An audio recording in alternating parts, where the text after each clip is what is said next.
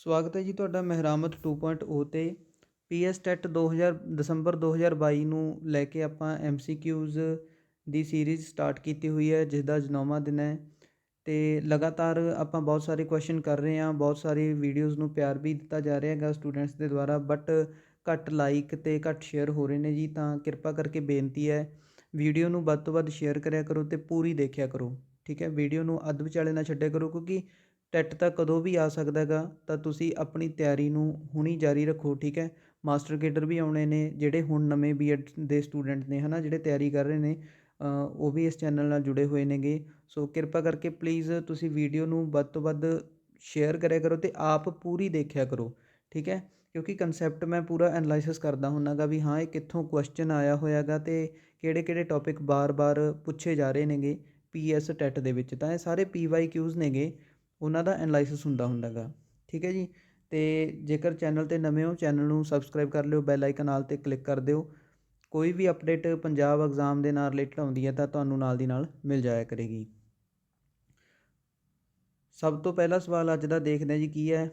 ਕਹਿੰਦੇ ਪ੍ਰੇਰਨਾ ਊਰਜਾ ਨਾਲ ਭਰੀ ਹੋਈ ਹੈ। ਪ੍ਰੇਰਨਾ ਕੋਈ ਕੁੜੀ ਹੈ, ਉਹ ਆਪਣੀ ਸੀਟ 'ਤੇ ਟਿਕ ਨਹੀਂ ਬਹਿੰਦੀ ਅਤੇ ਬਾਰ-ਬਾਰ ਦੂਜਿਆਂ ਨੂੰ ਟੋਕਦੀ ਹੈ। ਉਸ ਦੇ ਲਈ ਧਿਆਨ ਕੇਂਦਰਿਤ ਕਰਨਾ ਅਤੇ ਅਧਿਆਪਕਾਂ ਨੂੰ ਸੁਣਨਾ ਔਖਾ ਹੁੰਦਾ ਹੈ। ਉਸ ਨੂੰ ਕੀ ਹੈ? ਸਿੱਖਣ ਅਸਮਰੱਥਾ ਹੈ, ਲਰਨਿੰਗ ਡਿਸੇਬਿਲਟੀ ਹੈ, ਇਹ ADHD ਹੈਗੀ, ਗੰਭੀਰਤਾ ਬਹੁਪਰਤੀ ਅਸਮਰੱਥਾ ਹੈ, ਸੁਣਨ ਵਿਕਾਰ ਹੈ। ਤਾਂ ਇਸ ਦਾ ਸਹੀ ਉੱਤਰ ਹੋਊਗਾ ਜੀ ADHD। ADHD ਕੀ ਹੈ ਇਹ ਆਪਾਂ ਦੇਖ ਲੈਂਦੇ ਹਾਂ। ADHD ਹੁੰਦੀ ਹੈ attention deficit hyper activity disorder. ਤਾਂ ਸਾਰੇ ਵਿਦਿਆਰਥੀ ਨੋਟ ਕਰ ਲੈਣ, attention deficit hyper activity disorder ADHD ਦੀ ਫੁੱਲ ਫਾਰਮ ਹੈ। ਹੁਣ ADHD ਕੀ ਹੁੰਦਾ ਗਾ? ਇਹ ਅਜਿਹਾ ਮਤਲਬ ਹੁੰਦਾ ਜਿਹਦੇ ਵਿੱਚ ਬੱਚੇ ਜ਼ਿਆਦਾ ਉਤਾਵਲੇ ਹੁੰਦੇ ਨੇ। ਅਜਿਹਾ ਡਿਸਆਰਡਰ ਹੈ ਇਹ, ਠੀਕ ਹੈ, ਜਿਹਦੇ ਵਿੱਚ ਬੱਚੇ ਉਤਾਵਲੇ ਹੁੰਦੇ ਨੇ ਅਤੇ ਧਿਆਨ ਕੇਂਦਰਿਤ ਨਹੀਂ ਕਰ ਪਾਉਂਦੇ, ਠੀਕ ਹੈ। ADHD ਵਾਲੇ ਬੱਚਿਆਂ ਨੂੰ ਧਿਆਨ ਦੇਣ ਇੰਪਲਸਲ ਬਿਹੇਵੀਅਰ ਨੂੰ ਕੰਟਰੋਲ ਕਰਨ ਵਿੱਚ ਪਰੇਸ਼ਾਨੀ ਹੁੰਦੀ ਹੈ, ਠੀਕ ਹੈ। ਪਰੇਸ਼ਾਨੀ ਹੁੰਦੀ ਹੈਗੀ ਇੰਪਲਸਿਵ ਬਿਹੇਵੀਅਰ ਨੂੰ ਕੰਟਰੋਲ ਕਰਨ ਦੇ ਵਿੱਚ। ਤਾਂ ਇਹ ਸੀਗਾ ਜੀ ADHD। ਦੁਬਾਰੇ ਨੋਟ ਕਰ ਲਿਓ, ADHD ਕੀ ਹੈਗਾ ਸਾਡੇ ਕੋਲੇ? Attention deficit hyper activity disorder. ਅਗਲਾ ਸਵਾਲ ਆਪਾਂ ਦੇਖਦੇ ਹਾਂ ਜੀ। ਅਗਲਾ ਸਵਾਲ ਹੈ 1995 ਦਾ ਪਰਸਨ ਵਿਦ ਡਿਸੇਬਿਲਟੀ ਐਕਟ ਜ਼ੋਰ ਦਿੰਦਾ ਹੈ। ਆਪਸ਼ਨ ਹੈ ਸਾਡੇ ਕੋਲੇ ਸਮਾਨ ਅਵਸਰ 'ਤੇ, ਅਧਿਕਾਰਾਂ ਦੀ ਸੁਰੱਖਿਆ 'ਤੇ, ਪੂਰਨ ਭਾਗੀਦਾਰੀ 'ਤੇ, ਉਪਰੋਕਤ ਸਾਰਿਆਂ 'ਤੇ। ਤਾਂ ਇਸ ਦਾ ਜਿਹੜਾ ਸਹੀ ਆਨਸਰ ਆਊਗਾ ਉਹ ਆਪਸ਼ਨ ਨੰਬਰ 4 ਹੋਊਗਾ ਜੀ, ਉਪਰੋਕਤ ਸਾਰਿਆਂ 'ਤੇ, ਠੀਕ ਹੈ। ਹੁਣ 1995 ਦਾ ਜਿਹੜਾ PWD ਐਕਟ ਹੈਗਾ ਉਹਦੇ ਬਾਰੇ ਵੀ ਆਪਾਂ ਦੇਖ ਲੈਂਦੇ ਹੈਗੇ। ਇਹ ਹੈਗਾ PWD ਐਕਟ ਹੈ ਜਿਹੜਾ, ਦਾ PWD equal opportunities protection of right and full participation act 1995 was enacted to give an effect to the proclamation on the full participation and equality of the people with disabilities in the Asian and Pacific region। ਇਹ ਹੈਗਾ ਜੀ ਸਾਡੇ ਕੋਲੇ PWD act ਹੈਗਾ ਜਿਹੜਾ, ਠੀਕ ਹੈ, person with disability act ਹੈਗਾ। ਕਿਹੜੀਆਂ ਕਿਹੜੀਆਂ ਚੀਜ਼ਾਂ ਸਾਡੇ ਤੋਂ ਕੁਐਸਚਨ ਦੇ ਵਿੱਚ ਵੀ ਪੁੱਛੀਆਂ ਗਈਆਂ ਨੇ? ਉਹ ਹੈਗਾ ਗਾ ਸਾਡੇ ਕੋਲੇ ਪਰ ਇਕੁਅਲ ਅਪੋਰਚੁਨਿਟੀਜ਼ ਦੀ ਆਪਸ਼ਨ ਦਿੱਤੀ ਹੋਈ ਹੈਗੀ, ਠੀਕ ਹੈ, ਪ੍ਰੋਟੈਕਸ਼ਨ ਆਫ ਰਾਈਟਸ ਦੀ ਦਿੱਤੀ ਹੋਈ ਹੈ ਅਤੇ ਫੁੱਲ ਪਾਰਟੀਸਪੇਸ਼ਨ ਦੀ ਆਪਸ਼ਨ ਵੀ ਦਿੱਤੀ ਹੋਈ ਹੈ। ਤਾਂ ਕਰਕੇ ਉੱਥੇ ਸਾਰੇ ਆਏ ਨੇਗੇ। ਤਾਂ ਹੁਣ ਇਹਦੇ ਵਿੱਚ ਕਿਹੜੀਆਂ ਕਿਹੜੀਆਂ ਡਿਸੇਬਿਲਟੀਜ਼ ਸ਼ਾਮਲ ਹੁੰਦੀਆਂ ਨੇਗੀਆਂ ਉਹ ਵੀ ਆਪਾਂ ਦੇਖ ਲੈਂਦੇ ਹੈਗੇ। 1995 ਦੇ ਐਕਟ ਦੇ ਵਿੱਚ ਇਹ ਵਾਲੀਆਂ ਡਿਸੇਬਿਲਟੀਜ਼ ਸ਼ਾਮਲ ਕੀਤੀਆਂ ਗਈਆਂ ਨੇ: ਬਲਾਈਂਡਨੈਸ, ਲੋ ਵਿਜ਼ਨ, ਲੈਪਰੋਸੀ, ਹੀਅਰਿੰਗ ਇੰਪੈਅਰਮੈਂਟ, ਲੋਕੋਮੋਟਰ ਡਿਸੇਬਿਲਟੀ, ਠੀਕ ਹੈ, ਮੈਂਟਲ ਰਿਟਾਰਡੇਸ਼ਨ ਅਤੇ ਮੈਂਟਲ ਇਲਨੈਸ। ਇਹ ਜਿਹੜੀਆਂ ਹੈਗੀਆਂ ਨੇਗੀਆਂ 7 ਪ੍ਰਕਾਰ ਦੀਆਂ ਡਿਸੇਬਿਲਟੀਜ਼ 1995 ਦੇ ਐਕਟ ਦੇ ਵਿੱਚ ਦਿੱਤੀਆਂ ਗਈਆਂ ਨੇ। ਤਾਂ ਇਹ ਡਿਸੇਬਿਲਟੀਜ਼ ਨੂੰ ਤੁਸੀਂ ਧਿਆਨ ਰੱਖਣਾ ਇਹਨਾਂ ਡਿਸੇਬਿਲਟੀਜ਼ ਦਾ। ਇੱਕ ਨਾ ਪੇਪਰ ਦੇ ਵਿੱਚ ਡਿਸਆਰਡਰ ਪੁੱਛ ਲੈਂਦੇ ਹੁੰਦੇ ਨੇਗੇ, ਠੀਕ ਹੈ, ਜਾਂ ਡਿਸੇਬਿਲਟੀਜ਼ ਵੀ ਡਿਸੇਬਿਲਟੀਜ਼ ਪੁੱਛ ਲੈਂਦੇ ਹੁੰਦੇ ਨੇਗੇ। ਤਾਂ ਇਹ ਵਾਲੀਆਂ ਡਿਸੇਬਿਲਟੀਜ਼ ਤੁਸੀਂ ਇਸ ਦਾ ਸਕਰੀਨਸ਼ਾਟ ਵੀ ਲੈ ਸਕਦੇ ਹੋ ਅਤੇ ਆਪਣੀ ਨੋਟਬੁੱਕ 'ਤੇ ਉਤਾਰ ਵੀ ਸਕਦੇ ਹੋ। ਵੀਡੀਓ ਨੂੰ ਸਟੋਪ ਕਰਕੇ ਵੀਡੀਓ ਨੂੰ ਤੇਜ਼ ਕਰ ਲਿਆ ਕਰੋ। ਹਾਂ, ਜੇਕਰ ਵੀਡੀਓ ਦਾ ਕੰਟੈਂਟ ਵਧੀਆ ਲੱਗਦਾ ਤਾਂ ਪਲੀਜ਼ ਵੀਡੀਓ ਨੂੰ ਲਾਈਕ ਕੀਤੇ ਬਿਨਾਂ ਨਾ ਜਾਣਾ ਪਲੀਜ਼। ਤੁਹਾਡਾ ਇੱਕ ਲਾਈਕ ਮੈਨੂੰ ਮੋਟੀਵੇਟ ਕਰਦਾ ਗਾ, ਮੈਂ ਹੋਰ ਵਧੀਆ ਤਿਆਰੀ ਕਰਕੇ ਆਊਂਗਾ ਫਿਰ, ਠੀਕ ਹੈ ਜੀ। ਤਾਂ ਕਿਹੜੀਆਂ ਕਿਹੜੀਆਂ ਡਿਸੇਬਿਲਟੀਜ਼ ਨੇ ਇਹ ਦੇਖ ਲਓ। ਇਹ ਬਾਰ-ਬਾਰ ਪੇਪਰ ਦੇ ਵਿੱਚ ਪੁੱਛੀਆਂ ਜਾਂਦੇ ਨੇ। ਜੇਕਰ ਕਿਸੇ ਨੂੰ ਰੀਡਿੰਗ ਦੀ ਡਿਸੇਬਿਲਟੀ ਹੈ ਤਾਂ ਉਹਨੂੰ ਡਿਸਲੈਕਸੀਆ ਕਹਿੰਦੇ ਹੈਗੇ, ਠੀਕ ਹੈ। ਲੈਕਸੀਆ ਮਤਲਬ ਸ਼ਬਦ ਹੁੰਦੇ ਨੇਗੇ, ਜੇ ਉਹਨਾਂ ਨੂੰ ਪੜ੍ਹਨ ਦੇ ਵਿੱਚ ਵਰਡ ਦੇ ਨਾਲ ਰਿਲੇਟਡ ਕੋਈ ਰੀਡਿੰਗ ਦੇ ਨਾਲ ਰਿਲੇਟਡ ਕੋਈ ਪ੍ਰੋਬਲਮ ਆਉਂਦੀ ਹੈਗੀ ਤਾਂ ਉਹਨੂੰ ਡਿਸਲੈਕਸੀਆ ਕਹਿੰਦੇ ਹੈਗੇ। ਰਾਈਟਿੰਗ ਦੇ ਨਾਲ ਰਿਲੇਟਡ ਡਿਸੇਬਿਲਟੀ ਹੁੰਦੀ ਹੈ, ਉਹਨੂੰ ਡਿਸਗ੍ਰਾਫੀਆ ਕਹਿੰਦੇ ਹੈਗੇ।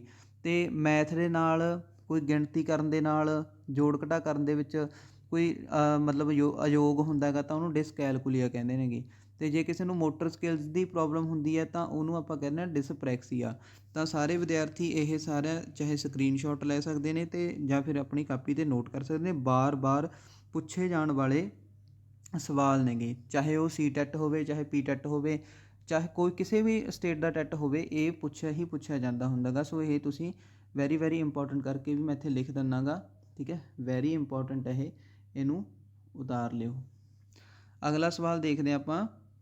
ਅਗਲਾ ਸਵਾਲ ਹੈ, ਪਿਆਜੇ ਅਨੁਸਾਰ ਹੇਠ ਲਿਖੇ ਵਿੱਚੋਂ ਕਿਹੜੇ ਪੜਾਅ ਵਿੱਚ ਬੱਚਾ ਅਮੂਰਤ ਸੰਕਲਪਨਾਵਾਂ ਬਾਰੇ ਤਾਰਕਿਕ ਰੂਪ ਵਿੱਚ ਸੋਚਣਾ ਸ਼ੁਰੂ ਕਰ ਦਿੰਦਾ ਹੈ।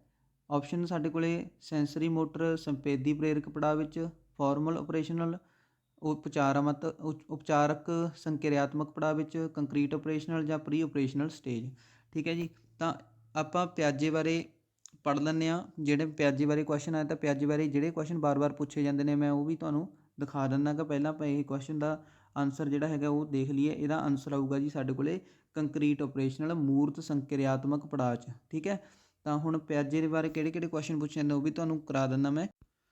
ਤਾਂ ਪਿਆਜੇ ਦੀ ਥਿਊਰੀ ਨੂੰ ਕਿਹਾ ਜਾਂਦਾ ਹੈ ਕਗਨੇਟਿਵ ਥਿਊਰੀ, ਠੀਕ ਹੈ। ਬੋਧਾਤਮਕ ਵਿਕਾਸ ਦਾ ਸਿਧਾਂਤ ਦਿੱਤਾ ਸੀਗਾ ਇਹਨੇ, ਠੀਕ ਹੈ। ਤਾਂ ਇਹਨੂੰ father of development of psychology, ਵਿਕਾਸਾਤਮਕ ਮਨੋਵਿਗਿਆਨ ਦਾ ਪਿਤਾ ਵੀ ਕਿਹਾ ਜਾਂਦਾ ਹੈਗਾ। ਸਟੇਜਸ ਆਫ ਕੋਗਨੇਟਿਵ ਡਿਵੈਲਪਮੈਂਟ ਇਹਨਾਂ ਨੇ ਦਿੱਤੀਆਂ ਸੀ ਜਿਹੜੀਆਂ, ਉਹ ਕਿਹੜੀਆਂ ਸੀ। ਇਹ ਸੈਂਸਰੀ ਮੋਟਰ ਸਟੇਜ ਸੀ ਜਿਹੜੀ 0 ਤੋਂ 2 ਸਾਲ ਹੁੰਦੀ ਹੈ। ਤਾਂ ਹੁਣ ਇਹ ਪੁੱਛ ਲਿਆ ਜਾਂਦਾ ਗਾ, ਠੀਕ ਹੈ। ਦੋ ਥਿਊਰੀਆਂ ਨੇ, ਇੱਕ ਮੋਰਲ ਡਿਵੈਲਪਮੈਂਟ ਥਿਊਰੀ ਹੈ, ਇੱਕ ਕਗਨੇਟਿਵ ਡਿਵੈਲਪਮੈਂਟ ਥਿਊਰੀ ਹੈ ਪਿਆਜੇ ਦੀ। ਦੋਨਾਂ ਦੇ ਵਿੱਚ ਉਲਝਣਾ ਨਹੀਂ ਗਾ, ਠੀਕ ਹੈ। ਤਾਂ ਜਿਹੜੀ ਸੈਂਸਰੀ ਮੋਟਰ ਏਜ ਹੈ ਉਹ 0 ਤੋਂ 2 ਸਾਲ ਦਿੱਤੀ ਹੋਈ ਹੈ। ਪ੍ਰੀ ਆਪਰੇਸ਼ਨਲ ਸਟੇਜ ਹੈ ਉਹ 2 ਤੋਂ 7 ਸਾਲ ਦਿੱਤੀ ਹੋਈ ਹੈ। ਅਤੇ ਕੰਕਰੀਟ ਆਪਰੇਸ਼ਨਲ ਦਿੱਤੀ ਹੋਈ 7 ਤੋਂ 11 ਅਤੇ 11 ਤੋਂ ਅਬੱਬ ਦੀ ਦਿੱਤੀ ਹੋਈ ਹੈ ਫਾਰਮਲ ਆਪਰੇਸ਼ਨਲ ਦੀ ਸਟੇਜ। ਇਹ ਚਾਰੇ ਸਟੇਜਾਂ ਦੇ ਤੁਸੀਂ ਸੀਕੁਐਂਸ ਵਾਈਜ਼ ਹੀ ਇਹਨੂੰ ਯਾਦ ਰੱਖਣਾ ਗਾ, ਠੀਕ ਹੈ। ਅਤੇ ਇੱਕ ਇਹਨਾਂ ਦੀ ਏਜ ਯਾਦ ਰੱਖਣੀ ਹੈ ਕਿ ਸੈਂਸਰੀ ਮੋਟਰ 0 ਤੋਂ 2 ਸਾਲ ਹੁੰਦੀ ਹੈ, ਪ੍ਰੀ ਆਪਰੇਸ਼ਨਲ 2 ਤੋਂ 7 ਸਾਲ ਹੁੰਦੀ ਹੈ, ਅਤੇ 7 ਤੋਂ 11 ਕੀ ਹੁੰਦੀ ਹੈ, ਕੰਕਰੀਟ ਆਪਰੇਸ਼ਨਲ ਹੁੰਦੀ ਹੈ। ਅਤੇ ਹੁਣ ਆਪਾਂ ਕੰਕਰੀਟ ਆਪਰੇਸ਼ਨਲ ਦੇ ਵਿੱਚ ਕੀ ਕਿਹਾ ਸੀ ਨਾ, ਤਰਕ ਦੀ ਗੱਲ ਕੀਤੀ ਹੈ ਨਾ, ਵੀ ਤਰਕ ਕਿੱਥੋਂ ਸ਼ੁਰੂ ਹੁੰਦਾ ਗਾ, ਠੀਕ ਹੈ। ਤਰਕ ਸ਼ੁਰੂ ਹੁੰਦਾ ਹੈ ਕੰਕਰੀਟ ਆਪਰੇਸ਼ਨਲ ਦੇ ਵਿੱਚੋਂ। ਤਾਂ ਇਹਦੇ ਵਿੱਚ ਕਿਹੜਾ ਤਰਕ ਆ ਜਾਂਦਾ ਹੈ, ਆਗਮਨਾਤਮਕ ਤਰਕ ਆ ਜਾਂਦਾ ਹੈਗਾ, ਇੰਡਕਟਿਵ ਰੀਜਨਿੰਗ ਕਹਿ ਦਿੰਦੇ ਜਿਹਨੂੰ ਆਪਾਂ, ਠੀਕ ਹੈ। ਇੱਕ ਇਹਦੇ ਵਿੱਚ ਆਉਂਦੇ ਨੇਗੇ 3 ਕੰਸੈਪਟ ਆਉਂਦੇ, CCS ਆਉਂਦਾ ਹੁੰਦਾ ਗਾ, ਮਤਲਬ ਕੰਜ਼ਰਵੇਸ਼ਨ, ਠੀਕ ਹੈ, ਕਲਾਸੀਫਿਕੇਸ਼ਨ ਅਤੇ ਸੀਰੀਏਸ਼ਨ, ਠੀਕ ਹੈ। ਕੰਜ਼ਰਵੇਸ਼ਨ ਹੁੰਦਾ ਗਾ ਜਦੋਂ ਮਤਲਬ ਕਿਸੇ ਚੀਜ਼ ਵਸਤੂ ਦਾ ਸਾਈਜ਼ ਤਾਂ ਬਦਲਦਾ ਹੈ, ਬਟ ਕੀ ਹੁੰਦਾ ਗਾ ਉਹਦੇ ਵਿੱਚ ਜਿਹੜਾ ਮਟੀਰੀਅਲ ਉਹ ਓਨਾ ਹੀ ਰਹਿੰਦਾ ਗਾ, ਠੀਕ ਹੈ। ਜਿਹੜਾ ਉਹਦੇ ਵਿੱਚ ਮਟੀਰੀਅਲ ਹੈਗਾ ਉਹ ਓਨਾ ਹੀ ਰਹਿੰਦਾ ਹੈਗਾ, ਕੁਆਂਟਿਟੀ ਓਨੀ ਰਹਿੰਦੀ ਹੈਗੀ, ਕੁਆਂਟਿਟੀ ਚੇਂਜ ਨਹੀਂ ਹੁੰਦੀ, ਠੀਕ ਹੈ। ਅਤੇ ਇੱਕ ਕੰਸੈਪਟ ਹੁੰਦਾ ਕਲਾਸੀਫਿਕੇਸ਼ਨ, ਵਰਗੀਕਰਨ ਕਰਨ ਲੱਗ ਜਾਂਦਾ ਹੈਗਾ, ਠੀਕ ਹੈ, ਸ਼ੇਪ ਅਤੇ ਸਾਈਜ਼ ਨੂੰ ਪਛਾਣਨ ਲੱਗ ਜਾਂਦਾ ਹੈ। ਇੱਕ ਹੁੰਦਾ ਅਸੈਂਡਿੰਗ ਅਤੇ ਡਿਸੈਂਡਿੰਗ ਆਰਡਰ ਦੇ ਵਿੱਚ ਲਾਉਣੀਆਂ ਨੇ ਜਿਹੜੀਆਂ ਚੀਜ਼ਾਂ ਸ਼ੁਰੂ ਕਰ ਦਿੰਦਾ ਹੈਗਾ। ਤਾਂ ਇਹ ਜਿਹੜਾ ਤਰਕ ਹੈਗਾ, ਤਰਕ ਆਉਂਦਾ ਹੈਗਾ ਸਾਡੇ ਕੋਲ ਕਗਨੇਟਿਵ ਦੇ ਵਿੱਚ। ਤਾਂ ਇੱਕ ਹੋਰ ਜਿਹੜਾ ਸਵਾਲ ਪੁੱਛਿਆ ਜਾਂਦਾ ਹੁੰਦਾ ਗਾ ਪ੍ਰੀ ਆਪਰੇਸ਼ਨਲ ਸਟੇਜ ਦੇ ਵਿੱਚ, ਐਨੀਮਿਜ਼ਮ, ਠੀਕ ਹੈ। ਈਗੋਸੈਂਟਰਿਕ ਅਤੇ ਐਨੀਮਿਜ਼ਮ ਜਿਹੜੇ ਹੈਗੇ ਨੇ ਉਹ ਪ੍ਰੀ ਆਪਰੇਸ਼ਨਲ ਸਟੇਟਮੈਂਟ ਦੇ ਵਿੱਚ ਹੁੰਦੇ ਨੇ। ਮਤਲਬ ਕਿਹੜਾ ਗਾ, ਨਿਰਜੀਵ ਵਸਤੂਆਂ ਨੂੰ ਸਜੀਵ ਸਮਝਣ ਦੀ ਜਿਹੜੀ ਅਵਸਥਾ ਹੈਗੀ ਉਹ ਪ੍ਰੀ ਆਪਰੇਸ਼ਨਲ ਦੇ ਵਿੱਚ ਹੁੰਦੀ ਹੈਗੀ। ਇਹ ਪਿਆਜੇ ਦੀ ਥਿਊਰੀ ਦੇ ਵਿੱਚ ਪੁੱਛਿਆ ਜਾਂਦਾ ਐਨੀਮਿਜ਼ਮ। ਇਹ ਸੀ-ਟੈਟ ਦੇ ਵਿੱਚ ਬਾਰ-ਬਾਰ ਪੁੱਛਿਆ ਜਾਣ ਵਾਲਾ ਸਵਾਲ ਹੈਗਾ, ਠੀਕ ਹੈ। ਅਗਲਾ ਸਵਾਲ ਦੇਖਦੇ ਹਾਂ ਆਪਾਂ। ਕਹਿੰਦਾ ਸਮੁੱਚੀ ਸਿਖਲਾਈ ਅਤੇ ਪ੍ਰਦਰਸ਼ਨ ਦੇ ਮੂਲ ਵਿੱਚ ਮਾਨਸਿਕ ਪ੍ਰਕਿਰਿਆਵਾਂ ਵਿਚਲੇ ਪਰਿਵਰਤਨ ਨੂੰ ਕਿਹਾ ਜਾ ਸਕਦਾ ਹੈ। Moral maturation, cognitive development, social emotional development, intellectual development, ਠੀਕ ਹੈ। ਅਤੇ ਮੈਂ ਨਾਲ ਦੀ ਨਾਲ ਇੰਗਲਿਸ਼ ਦੇ ਵਿੱਚ ਵੀ ਬੋਲ ਰਿਹਾ ਗਾ, ਪੰਜਾਬੀ ਦੇ ਵਿੱਚ ਤੁਸੀਂ ਦੇਖ ਹੀ ਰਹੇ ਹੋਗੇ। ਤਾਂ ਇਹਦਾ ਜਿਹੜਾ ਸਹੀ ਆਨਸਰ ਹੋਊਗਾ ਉਹ ਹੋ ਜਾਊਗਾ ਕਗਨੇਟਿਵ ਡਿਵੈਲਪਮੈਂਟ, ਗਿਆਨਾਤਮਕ ਵਿਕਾਸ। ਤਾਂ ਕਗਨੇਟਿਵ ਡਿਵੈਲਪਮੈਂਟ ਨੂੰ ਪਿਆਜੇ ਅਤੇ ਬਰੂਨਰ ਦੇ ਦੁਆਰਾ ਸਮਝਾਇਆ ਗਿਆ ਸੀਗਾ ਵੀ ਕੀ ਹੁੰਦੀ ਹੈ, ਉਹ ਆਪਾਂ ਦੇਖ ਲੈਂਦੇ ਹੈਗੇ, ਠੀਕ ਹੈ। ਵੀਡੀਓ ਨੂੰ ਤੇਜ਼ ਕਰਕੇ ਦੇਖ ਲਓ ਪਰ ਪੂਰੀ ਜ਼ਰੂਰ ਦੇਖਿਓ। ਜੀਨ ਪਿਆਜੇ ਨੇ ਕਗਨੇਟਿਵ ਡਿਵੈਲਪਮੈਂਟ ਨੂੰ ਇਸ ਢੰਗ ਨਾਲ ਦਿਖਾਇਆ ਸੀ, ਥਿੰਕਿੰਗ, ਜਿਹਦੇ ਵਿੱਚ ਥਿੰਕਿੰਗ ਹੋ ਜਾਂਦੀ ਹੈ, ਮਤਲਬ ਥਿੰਕਿੰਗ ਡਿਵੈਲਪਮੈਂਟ ਹੁੰਦੀ ਹੈਗੀ, ਤਰਕ ਦਾ ਵਿਕਾਸ ਹੁੰਦਾ ਹੈ, ਲੈਂਗੁਏਜ ਦਾ ਵਿਕਾਸ ਹੁੰਦਾ ਹੈ, ਪ੍ਰੋਬਲਮ ਸੋਲਵਿੰਗ ਜਿਹੜੀ ਹੁੰਦੀ ਹੈ ਸਾਡੇ ਕੋਲ ਸਟੇਜ ਆਉਂਦੀ ਹੈਗੀ, ਸਥਿਤੀ ਬਣਦੀ ਹੈਗੀ ਪ੍ਰੋਬਲਮ ਸੋਲਵਿੰਗ ਦੀ, ਅਟੈਂਸ਼ਨ, ਪਰਸੈਪਸ਼ਨ, ਮੈਮਰੀ, ਠੀਕ ਹੈ। ਇਹਨਾਂ ਸਾਰਿਆਂ ਨੂੰ ਉਹਨੇ ਮੈਟਾ ਕਗਨੇਟਿਵ ਸਕਿੱਲਸ ਵੀ ਕਿਹਾ ਸੀਗਾ ਜੀਨ ਪਿਆਜੇ ਨੇ। ਉਸ ਤੋਂ ਬਾਅਦ ਇੱਕ ਬਰੂਨਰ ਆਉਂਦਾ, ਬਰੂਨਰ ਨੇ ਕਗਨੇਟਿਵ ਡਿਵੈਲਪਮੈਂਟ ਨੂੰ ਥਿੰਕਿੰਗ, ਐਕਸਪੀਰੀਅੰਸਿਸ ਅਤੇ ਟ੍ਰੇਨਿੰਗ ਦੇ ਵਿੱਚ ਡਿਵਾਈਡ ਕੀਤਾ ਸੀ, ਵੀ ਉਹਨੇ ਇਸ ਢੰਗ ਨਾਲ ਉਹਨੂੰ ਸਮਝਿਆ ਸੀਗਾ, ਠੀਕ ਹੈ। ਵੀ ਥਿੰਕਿੰਗ ਦਾ ਵਿਕਾਸ ਹੋਣਾ, ਜਾਂ ਫਿਰ ਕਹਿ ਦਈਏ ਐਕਸਪੀਰੀਅੰਸ, ਅਨੁਭਵ ਹੋ ਜਾਣੇ ਅਤੇ ਬਾਰ-ਬਾਰ ਟ੍ਰੇਨਿੰਗ ਲੈਣੀ, ਠੀਕ ਹੈ। ਇਸ ਚੀਜ਼ ਨੂੰ ਉਹਨੇ ਕਿਹਾ ਸੀ ਵਿਕਾਸ ਦੇ ਪੜਾਅ ਕਿਹਾ ਸੀਗਾ, ਠੀਕ ਹੈ। ਤਾਂ ਵਿਕਾਸ ਮਤਲਬ ਇਸੇ ਚੀਜ਼ ਨੂੰ ਵਿਕਾਸ ਕਿਹਾ ਸੀਗਾ ਉਹਨੇ। ਤਾਂ ਹੁਣ ਇੱਥੇ ਇਹੀ ਗੱਲ ਸਵਾਲ ਪੁੱਛਿਆ ਗਿਆ ਸੀਗਾ ਵੀ ਸਮੁੱਚੀ ਸਿਖਲਾਈ ਅਤੇ ਪ੍ਰਦਰਸ਼ਨ ਦੇ ਮੂਲ ਵਿੱਚ ਮਾਨਸਿਕ ਪ੍ਰਕਿਰਿਆਵਾਂ ਵਿਚਾਲੇ ਪਰਿਵਰਤਨ ਨੂੰ ਕੀ ਕਿਹਾ ਜਾਂਦਾ ਹੈਗਾ, ਠੀਕ ਹੈ। ਮਚਿਓਰ ਹੋ ਜਾਣਾ, ਠੀਕ ਹੈ। Mental process underlie all learning and performance can be refer to, ਤਾਂ ਇਹਨੂੰ ਕੀ ਕਹਾਂਗੇ, ਕਗਨੇਟਿਵ ਡਿਵੈਲਪਮੈਂਟ ਕਹਾਂਗੇ ਆਪਾਂ। ਅਗਲਾ ਸਵਾਲ ਦੇਖਦੇ ਹਾਂ ਆਪਾਂ, ਡੈਸ਼ ਵਿੱਚ ਤੁਹਾਡੇ ਸਵੈ ਚਿੰਤਨ ਅਤੇ ਸਮੱਸਿਆ ਦਾ ਹੱਲ ਕਰਨ ਦੀ ਯੋਗਤਾ ਸ਼ਾਮਲ ਹੈ। Involves an ability to manage your own thinking and problem solving. ਤਾਂ ਥਿੰਕਿੰਗ ਅਤੇ ਪ੍ਰੋਬਲਮ ਸੋਲਵਿੰਗ ਆਪਾਂ ਹੁਣੀ ਪੜ੍ਹ ਕੇ ਹਟਾਂਗੇ, ਠੀਕ ਹੈ। ਆਪਸ਼ਨ ਕੀ ਹੈ ਸਾਡੇ ਕੋਲ, meta cognitive skills, experiential intelligence, self regulation, none of above. ਤਾਂ ਹੁਣੀ ਆਪਾਂ ਦੇਖ ਕੇ ਹਟੇ ਜੀ ਥਿੰਕਿੰਗ, ਠੀਕ ਹੈ, ਪ੍ਰੋਬਲਮ ਸੋਲਵਿੰਗ, ਰੀਜ਼ਨਿੰਗ, ਇਹ ਸਾਰੀਆਂ ਕੀ ਸੀਗੀਆਂ, ਮੈਟਾ ਕਗਨੇਟਿਵ ਸਕਿੱਲਸ ਸੀਗੀਆਂ।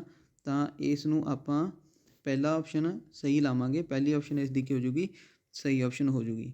ਅਗਲਾ ਸਵਾਲ ਹੈ ਸਾਡੇ ਕੋਲ, ਵਿਸ਼ੇਸ਼ ਲੋੜਾਂ ਵਾਲੇ ਹਰੇਕ ਬੱਚੇ ਦੇ ਵਿਦਿਅਕ ਅਨੁਭਵਾਂ ਨੂੰ ਸੁਖਾਲਾ ਕਰਨ ਲਈ ਲਿਖਤ ਰੂਪ ਵਿੱਚ ਵਿਕਸਿਤ ਕਰੀਕੁਲਮ ਦਾ ਸੁਧਾਈ ਕਾਰਜ ਦਿਖਾਉਂਦਾ ਹੈ। ਮਤਲਬ ਪਾਠਕ੍ਰਮ ਦੇ ਵਿੱਚ ਸੁਧਾਰ ਕਰਨਾ, ਉਹਨੂੰ ਕੀ ਕਹਾਂਗੇ ਆਪਾਂ, ਉਹਨੂੰ ਆਇਡੈਂਟੀਫਿਕੇਸ਼ਨ ਪ੍ਰੋਸੀਜਰ ਕਹਾਂਗੇ, ਪੀਅਰ ਇੰਟਰੈਕਸ਼ਨ ਡਾਕੂਮੈਂਟ ਕਹਾਂਗੇ, ਠੀਕ ਹੈ, ਜਾਂ ਇੰਡੀਵਿਜੂਅਲ ਐਜੂਕੇਸ਼ਨ ਪ੍ਰੋਗਰਾਮ ਕਹਾਂਗੇ, ਜਾਂ ਸਵੈ ਮੁਲਾਂਕਣ ਪੋਰਟਫੋਲੀਓ ਕਹਾਂਗੇ।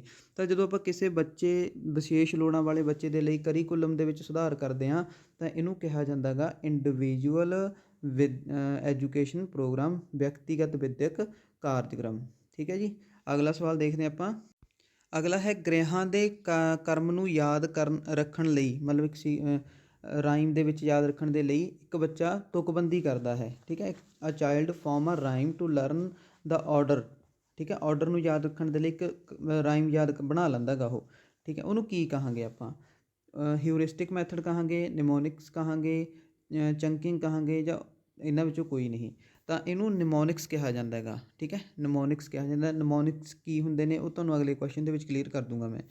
ਤਾਂ ਅਗਲਾ ਸਵਾਲ ਹੈ, ਬਰੂਨਰ ਨੇ ਗਿਆਨਮਈ ਵਿਕਾਸ ਦੇ 3 ਪੜਾਵਾਂ ਦੀ ਪਛਾਣ ਕੀਤੀ, ਇਹਨਾਂ ਪੜਾਵਾਂ ਦੇ ਸਹੀ ਕਰਮ ਨੂੰ ਪਛਾਣੋ। ਇਹ ਕੁਐਸਚਨ ਰਿਪੀਟ ਹੋਇਆ ਕੁਐਸਚਨ ਹੈ, ਪਹਿਲੇ ਜਿਹੜੇ ਮੈਂ ਪੇਪਰ ਪੜ੍ਹਾਏ ਨੇ ਉਹਦੇ ਵਿੱਚ ਵੀ ਆਇਆ ਹੋਇਆ ਸੀ ਇਹ।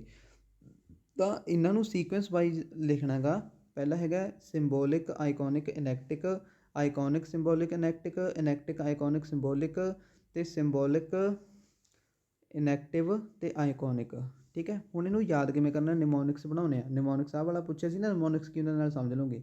ਹੁਣ ਬਰੂ ਤੋਂ ਬਣਾ ਲਓ ਬਰੂ ਕੈਫੇ, ਠੀਕ ਹੈ। ਬਰੂਨਰ ਤੋਂ ਬਣਾ ਲਓ ਬਰੂ ਕੈਫੇ, ਠੀਕ ਹੈ। ਹੁਣ ਇਹਦਾ ਸਹੀ ਆਨਸਰ ਪਹਿਲਾਂ ਮੈਂ ਦੱਸਦਾ ਨਾ, ਇਹਦਾ ਤੀਜਾ ਸਹੀ ਆਨਸਰ ਹੈ ਬਰੂ ਕੈਫੇ ਅਤੇ ਈਨਾ IC ਸਿਮਲੈਨ, ਠੀਕ ਹੈ। ਇਨੈਕਟਿਕ, ਆਈਕੋਨਿਕ, ਸਿੰਬੋਲਿਕ ਅਤੇ ਬਰੂ ਤੋਂ ਬਰੂਨਰ, ਠੀਕ ਹੈ ਜੀ। ਬਰੂ ਕੈਫੇ ਅਤੇ ਈਨਾ IC ਸਿਮਲੈਨ, ਠੀਕ ਹੈ। ਇਹਨੂੰ ਕੀ ਹੋ ਗਿਆ, ਇਹ ਨਿਮੋਨਿਕਸ ਬਣਾ ਲਿਆ ਕਿਸੇ ਚੀਜ਼ ਨੂੰ ਯਾਦ ਕਰਨ ਦੇ ਲਈ, ਇਸੇ ਨੂੰ ਨਿਮੋਨਿਕਸ ਕਹਿ ਦਿੰਦੇ ਆਪਾਂ। ਸ਼ਾਰਟ ਦੇ ਵਿੱਚ ਕਰ ਲੈਣਾ, ਠੀਕ ਹੈ, ਨਾਲੇ ਯਾਦ ਰਹਿ ਜੂਗਾ। ਬਰੂਨਰ ਨੇ ਕੀ ਦਿੱਤਾ ਸੀ, ਇਨੈਕਟਿਵ, ਆਈਕੋਨਿਕ, ਸਿੰਬੋਲਿਕ, ਠੀਕ ਹੈ। ਈਨਾ IC ਸਿਮ, ਠੀਕ ਹੈ, ਇਹ ਯਾਦ ਕਰ ਲਿਓ, ਇਹਨੂੰ ਨਿਮੋਨਿਕਸ ਵੀ ਕਹਿ ਦਿੰਦੇ ਆਪਾਂ। ਤਾਂ ਉਸ ਤੋਂ ਅੱਗੇ ਆ ਜਾਂਦਾ, ਇੱਕ ਅਧਿਆਪਕ ਲਈ ਮੁਲਾਂਕਣ ਦਾ ਬੁਨਿਆਦੀ ਉਦੇਸ਼ ਹੋਣਾ ਚਾਹੀਦਾ ਹੈ ਵਿਦਿਆਰਥੀਆਂ ਦੀ ਗਲਤੀਆਂ ਦੀ ਪਛਾਣ ਕਰਨਾ, ਵਿਦਿਆਰਥੀਆਂ ਦੀ ਉਪਲਬਧੀਆਂ ਵਿਚਲੇ ਖੱਪਿਆਂ ਦੀ ਪਛਾਣ ਕਰਨਾ, ਵਿਦਿਆਰਥੀਆਂ ਦੀਆਂ ਉਪਲਬਧੀਆਂ ਨੂੰ ਮਾਪਣਾ, ਬੱਚੇ ਨੂੰ ਕਿਸੇ ਜਮਾਤ ਵਿੱਚ ਰੋਕਣਾ ਜਾਂ ਤਰੱਕੀ ਦੇਣ ਲਈ ਮੁਲਾਂਕਣ ਕਰਨਾ। ਤਾਂ ਇਸ ਦਾ ਜਿਹੜਾ ਸਹੀ ਆਪਸ਼ਨ ਹੋ ਜੂਗਾ, ਆਨਸਰ ਹੋ ਜੂਗਾ, ਉਹ ਹੋ ਜੂਗਾ 2 ਨੰਬਰ, ਵਿਦਿਆਰਥੀਆਂ ਦੀਆਂ ਉਪਲਬਧੀਆਂ ਵਿਚਲੇ ਖੱਪਿਆਂ ਦੀ ਪਛਾਣ ਕਰਨਾ ਅਤੇ ਉਹਨਾਂ ਖੱਪਿਆਂ ਦੀ ਪੂਰਤੀ ਲਈ ਸਹਾਇਤਾ ਕਰਨਾ। ਅਗਲਾ ਸਵਾਲ ਹੈ, ਇਹਨਾਂ ਲਿਖਿਆਂ ਵਿੱਚੋਂ ਕਿਹੜਾ ਸਮਾਜਿਕ ਸਿਖਲਾਈ ਸਿਧਾਂਤ ਦਾ ਭਾਵ ਨਹੀਂ ਹੈ। ਤਾਂ ਇਹ ਬੰਡੂਰਾ ਦੀ ਥਿਊਰੀ ਦੇ ਵਿੱਚੋਂ ਆ ਗਿਆ। ਇਸ ਦਾ ਜਿਹੜਾ ਸਹੀ ਹੈਗਾ, ਮਤਲਬ ਅਨੁਕਰਨ ਕਰਨਾ, ਆਪਸ਼ਨਾਂ ਹੈਗੀਆਂ ਨੇ, ਅਨੁਕਰਨ ਕਰਨਾ, ਪ੍ਰਤੀਰੂਪਣ ਕਰਨਾ, ਪ੍ਰੇਖਣ ਕਰਨਾ, ਵਿਵਹਾਰਕ ਪ੍ਰਗਟਾ ਕਰਨਾ, ਮਤਲਬ ਇਮੀਟੇਸ਼ਨ, ਮਾਡਲਿੰਗ, ਆਬਜ਼ਰਵੇਸ਼ਨਲ, ਠੀਕ ਹੈ, ਅਤੇ ਬਿਹੇਵੀਅਰ ਮੈਨੀਫੈਸਟੇਸ਼ਨ। ਤਾਂ ਇੱਕ ਨੋਟ ਕਰ ਲਿਓ, ਇਹ ਬਰੂਨਰ ਦੀ ਥਿਊਰੀ ਹੈਗੀ, ਠੀਕ ਹੈ। ਮੈਂ ਤੁਹਾਨੂੰ ਕਰਵਾ ਵੀ ਦਿੰਦਾ। ਇਹ ਬੰਡੂਰਾ ਦੀ ਥਿਊਰੀ ਸੀਗੀ, ਮਾफ़ ਕਰਨਾ, ਬੰਡੂਰਾ ਦੀ ਥਿਊਰੀ ਸੀਗੀ ਇਹ, ਠੀਕ ਹੈ। ਬੰਡੂਰਾ ਦੀ ਸੋਸ਼ਲ ਲਰਨਿੰਗ ਥਿਊਰੀ ਕਹਿ ਦਿੰਦੇ ਹਾਂ, ਅਤੇ ਉਹ ਸੋਸ਼ਲ ਕਗਨੇਟਿਵ ਸਾਈਕੋਲੋਜਿਸਟ ਸੀ, ਠੀਕ ਹੈ। ਇਹ ਹੇਠ ਲਿਖੇ ਨਾਮਾਂ ਦੇ ਨਾਲ ਜਾਣੀ ਜਾਂਦੀ ਥਿਊਰੀ। ਸੋਸ਼ਲ ਕਗਨੇਟਿਵ ਥਿਊਰੀ ਵੀ ਕਹਿ ਦਿੰਦੇ ਹਾਂ, ਮੋਡਲਿੰਗ ਥਿਊਰੀ ਵੀ ਕਹਿ ਦਿੰਦੇ ਹਾਂ, ਇਮੀਟੇਸ਼ਨ ਥਿਊਰੀ ਵੀ ਕਹਿ ਦਿੰਦੇ ਹਾਂ, ਓਬਜ਼ਰਵੇਸ਼ਨ ਥਿਊਰੀ ਵੀ ਕਹਿ ਦਿੰਦੇ ਹਾਂ। ਤਾਂ ਤਿੰਨੇ ਆਪਸ਼ਨਾਂ ਤਾਂ ਦਿੱਤੀਆਂ ਪਈਆਂ ਨੇ, ਮੋਡਲਿੰਗ, ਇਮੀਟੇਸ਼ਨ ਅਤੇ ਓਬਜ਼ਰਵੇਸ਼ਨਲ ਥਿਊਰੀ, ਠੀਕ ਹੈ। ਅਤੇ ਇਹਨੂੰ ਕੀ ਕਹਿ ਦਿੰਦੇ ਆਪਾਂ, ਇਹਨਾਂ ਨੇ ਕੀ ਕੀਤਾ ਸੀ, ਬੌਬ ਡੋਲ ਐਕਸਪੈਰੀਮੈਂਟ ਕੀਤਾ ਸੀ। ਬੱਚਿਆਂ ਨੂੰ ਨਾ ਇੱਕ ਮੂਵੀ ਦਿਖਾਈ ਜਿਹਦੇ ਵਿੱਚ ਇੱਕ ਬੱਚਾ ਨਾ ਡੋਲ ਦੇ ਮਤਲਬ ਕਾਫੀ ਉਹਨੂੰ ਪ੍ਰਤਾੜਨਾ ਕਰ ਰਿਹਾ ਹੁੰਦਾ ਗਾ, ਮਾਰ ਰਿਹਾ ਹੁੰਦਾ ਗਾ, ਨਾਲੇ ਗਾਲਾਂ ਕੱਢ ਰਿਹਾ ਹੁੰਦਾ ਗਾ।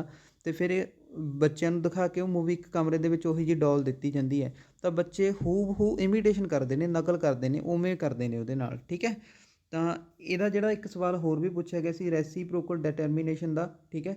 ਤਾਂ ਬਿਹੇਵੀਅਰ, ਪਰਸਨ ਅਤੇ ਇਨਵਾਇਰਮੈਂਟ, ਕਗਨੀਸ਼ਨ, ਬਿਹੇਵੀਅਰ, ਇਨਵਾਇਰਮੈਂਟ, ਇਹ ਪੁੱਛਿਆ ਗਿਆ ਸਵਾਲ ਹੈਗਾ, ਇਹ ਯਾਦ ਕਰ ਲਓ, ਰੈਸੀਪ੍ਰੋਕਲ ਡਿਟਰਮੀਨੇਸ਼ਨ ਦਾ, ਬੰਡੂਰਾ ਦੁਆਰਾ ਦਿੱਤਾ ਗਿਆ ਸੀਗਾ ਇਹ, ਠੀਕ ਹੈ। ਸੋ ਵੀਡੀਓ ਲੰਬੀ ਨਾ ਹੋ ਜੇ, ਇਸ ਕਰਕੇ ਮੈਂ ਇੱਥੇ ਵੀਡੀਓ ਨੂੰ ਸਮਾਪਤ ਕਰ ਰਿਹਾ ਗਾ ਜੀ। 10 ਕੁਐਸਚਨ ਆਪਣੇ ਹੋ ਚੁੱਕੇ ਨੇ, ਅਤੇ ਵੀਡੀਓ ਦੇ ਵਿੱਚ ਬਹੁਤ ਮਿਹਨਤ ਲੱਗਦੀ ਹੈ ਜੀ ਬਣਾਉਣ ਦੇ ਵਿੱਚ। ਤਾਂ ਪਲੀਜ਼ ਤੁਸੀਂ ਵੀਡੀਓ ਨੂੰ ਲਾਈਕ ਜ਼ਰੂਰ ਕਰਕੇ ਜਾਇਓ, ਅਤੇ ਵੀਡੀਓ ਨੂੰ ਪੂਰਾ ਦੇਖਿਓ, ਠੀਕ ਹੈ। ਵੱਧ ਤੋਂ ਵੱਧ ਸ਼ੇਅਰ ਕਰਿਓ, ਅਤੇ ਕੋਈ ਵੀ ਕੁਐਸਚਨ ਹੋਵੇ, ਮੈਂ ਕੁਛ ਗਲਤ ਪੜ੍ਹਾ ਦਿੱਤਾ ਗਿਆ ਹੋਵੇ ਤਾਂ ਮੇਰੇ ਦੁਆਰਾ ਪੜ੍ਹਾ ਦਿੱਤਾ ਗਿਆ ਹੋਵੇ, ਕਈ ਵਾਰ ਪਤਾ ਨਹੀਂ ਲੱਗਦਾ, ਤਾਂ ਪਲੀਜ਼ ਤੁਸੀਂ ਕਮੈਂਟ ਸੈਕਸ਼ਨ ਦੇ ਵਿੱਚੋਂ ਉਸ ਦਾ ਜਿਹੜਾ ਹੈਗਾ ਤੁਸੀਂ ਮੈਨੂੰ ਪੁੱਛ ਸਕਦੇ ਹੋਗੇ, ਠੀਕ ਹੈ ਜੀ। ਤਾਂ ਅੱਜ ਦੇ ਲਈ ਇੰਨਾ ਹੀ, ਮਿਲਦੇ ਹਾਂ ਅਗਲੀ ਵੀਡੀਓ ਦੇ ਵਿੱਚ। ਧੰਨਵਾਦ।